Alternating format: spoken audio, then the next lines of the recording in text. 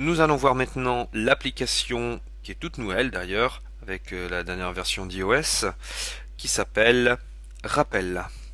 Alors cette application Rappel, elle est plutôt bien faite puisque c'est une application qui va vous permettre tout simplement de mettre des alertes, des pense-bêtes et de vous les signaler, de les programmer, de les partager. Enfin bref, c'est vraiment très intéressant. Je l'utilise pas mal.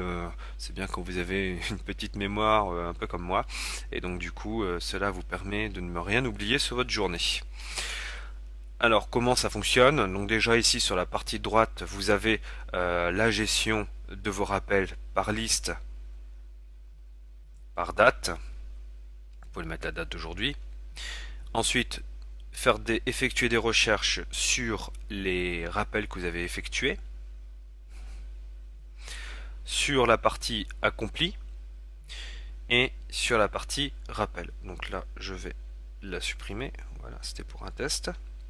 Donc on y va. Donc comment ajouter un rappel? Vous cliquez sur le petit plus ici. Vous mettez test de rappel, voilà, et test de clavier. Voilà. Donc là j'ai créé deux types de rappels. Maintenant je peux programmer chacun des rappels. Je vais cliquer sur l'un des rappels. Donc ici je vois de nouveau le titre que je peux modifier, test de rappel 1. Voilà, vous avez vu, il se met à jour automatiquement dans ma liste de rappels.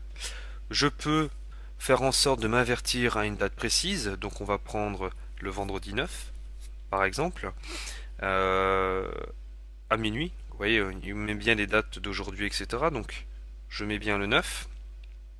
La récurrence, donc soit j'ai pas de récurrence, tous les jours, toutes les semaines, toutes les 2 semaines, tous les mois, tous les ans. Donc je vais mettre par exemple ici tous les jours. Je vais faire OK.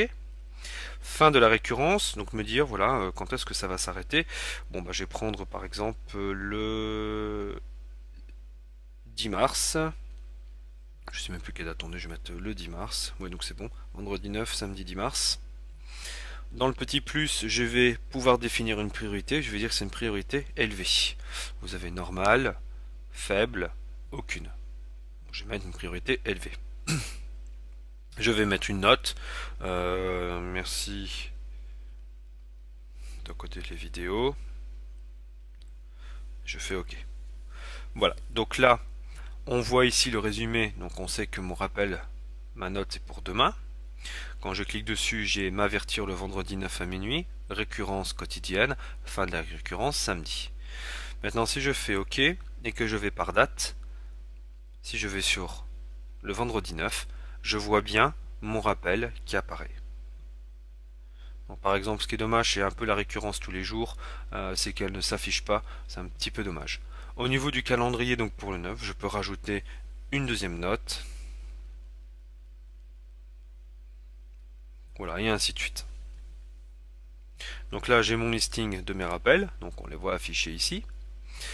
Maintenant, si je souhaite définir une autre tâche, ben je fais exactement la même chose.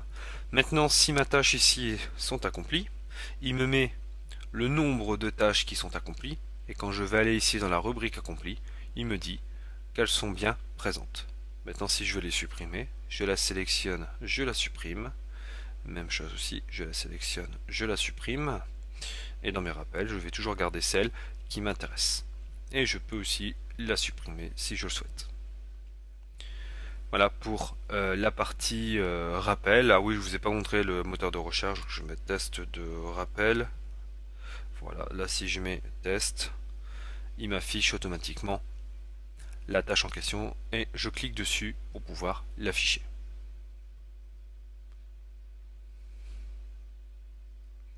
Voilà, c'est bon.